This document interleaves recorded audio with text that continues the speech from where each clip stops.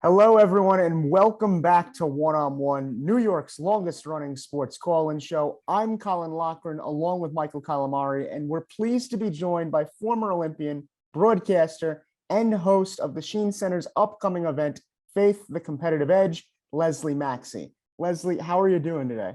Oh, I'm doing wonderfully. Thank you so much for having me. Thank you so much for coming on the show. With the upcoming event next Tuesday, can you tell us a little bit about it and really what you're hoping people get out of the project? Sure. Well, this conversation will be with Mike Piazza, and obviously he's a Hall of Fame catcher and just an incredible gentleman. And the show itself is about faith and the role that it's played in our sporting life and in our lives in general. And so the conversation with Mike will be about how his Catholic upbringing really informed a lot of what he did on the field, who he was in the locker room, and how incredible he has been for Major League Baseball and just being a wonderful ambassador for the sport. How important do you feel it is to have someone like Mike Piazza on board with an event like this? Well, it's critically important. Every athlete that we've talked to thus far has been very excited about the opportunity to talk about their faith in conjunction with their sport. Many of us, when we were coming up, we didn't have social media. And so we were really dependent on a reporter that we talked to in situations like this to be able to weave into the conversation the importance of sport in our life and faith and how the two mix together. And so to have somebody like Mike Piazza coming on to the show and sharing his heart and sharing his faith and sharing his some stories that we think we're going to be able to get to that maybe you haven't even heard before. So it's very important. It's vital to have athletes that have a high profile so that people, one, are interested and want to know more about them, and two, really get the opportunity to engage with the spirit of the broadcast. Mike, such an interesting guy in New York sports, kind of a folk legend to Mets fans. You mentioned social media there. I'm wondering, do you think the presence of social media has impacted how people can or can't mix faith in sports? Absolutely.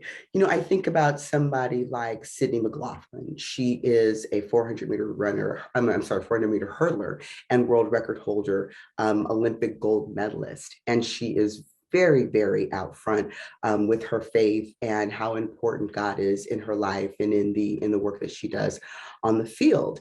And so it gives you the opportunity to be completely transparent.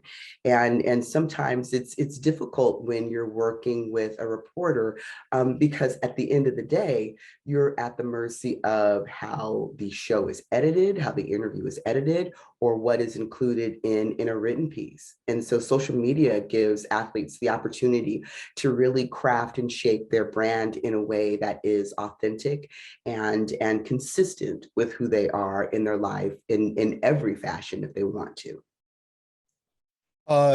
Transitioning to you yourself as a former Olympian, also Mike Piazza as a former athlete. You're not a former Olympian. Once an Olympian, always an Olympian. Oh, sorry. See, that's me not being Olympian. That's how I get the mistake wrong. But obviously, you being at least a former athlete and Olympian yourself, and Mike Piazza, being also a former athlete and such a great catcher at the major league level. Does that help you working with someone who's also an athlete and who's also played at such a high level? It really does.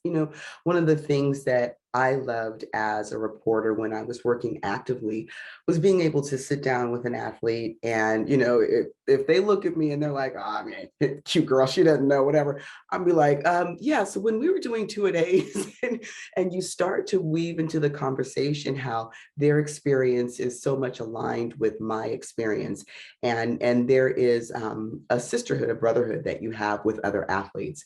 And I believe that helps the conversation to be that much more meaningful and to really resonate because I can identify with both their experience and also the needs of the audience to be able to translate the questions and the answers in such a way that will really resonate with them and will make the athlete feel as if they've been understood and have an opportunity to share their story. If I'm not mistaken, you competed in the '88 Seoul Games. What was that experience like, and how would you compare it to today's Olympics? Wow, I'd say I mean, it was an incredible experience. If I describe it, I say whatever you could think the Olympics are, it's that times 100 times 100.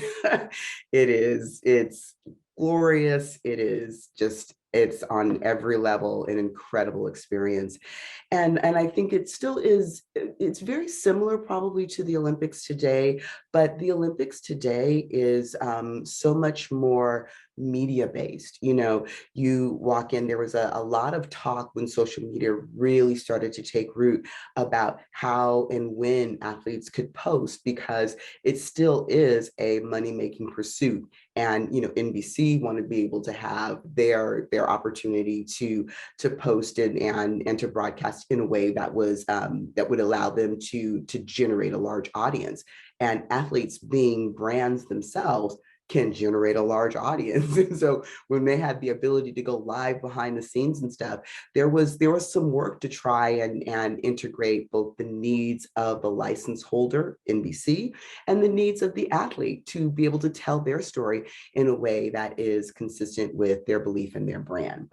And so I think the Olympics are different from that perspective, from a media perspective, especially with the advent of social media. But at the end of the day, you still got to lace up just like everybody else. And it is still a competition, and very similar to, the beginning of time when the Olympics started. When you look at the Olympics, and you talked about how the media aspect has changed, but the on-field product really hasn't. Like, do you ever think about that, back in 1988, I was doing just what these athletes were doing? And has the play really changed at all, or is it really just the same competitions that back when you played? Yeah, it's funny you should mention that. World Championships are going on right now. And one of my clients, Edwin Moses, who is a two-time gold medalist, three-time Olympian, four if you include 1980 when we boycotted, just an Olympic legend. And he sent me pictures of the spike plates, the plates on the shoes that athletes are wearing now. And it's got like a built-in spring there. And we were just, I mean, the two of us together, our texts were like, oh my God, can you imagine if we had had that? And there was a lot of hubbub in 21 last year when the Olympics took place in Tokyo. And the combination of this, highly technically infused track and the spikes and the times were just out of this world. Sometimes I'm watching them run. I mean, think about it. My PR was 55:20. Sydney McLaughlin's PR is like 51:42, I think. I may be giving her a little bit on that, but that is a huge difference in a race that is the same distance. And I remind myself sometimes, I'm like, we both have two lungs and two legs, but my God, she is such an incredible technician with both legs, if it's a right leg lead leg or a left leg lead leg. And so I look at it both from a perspective of, yes, we are still human beings doing the same race, but also recognizing that there have been a lot of technological advances that make the race so exciting now. So it's really fun to see. Leslie, you're also someone who has a wealth of experience in the broadcast field. What, if anything, can you tell us about the industry and how it might be changing? Well, the industry has changed tremendously. I mean, we're sitting here talking on Zoom. So that's a big change from when I was broadcasting. But I'd say probably the biggest change is that there is no downtime. It is 24/7. And when I'm either keynote speaking, especially if I'm talking to young people, young athletes, I'm really helping them to understand and embrace the fact that you are always on. There's never a time when somebody is not, there's not the chance that somebody is videotaping you. And so there's a different level of pressure and stress that they have to mitigate in their lives and their mental health, the things that we didn't have to worry about. So yeah, I mean, broadcasting has really, really changed. Everybody has a network in their pocket, essentially. And I think that has a large bearing on what we see both on television, streaming, and in conversations like this.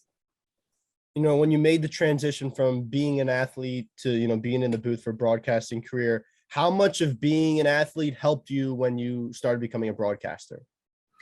Well, the thing about my broadcasting and athletic life is that I started running when I was 6. I started in television when I was 9.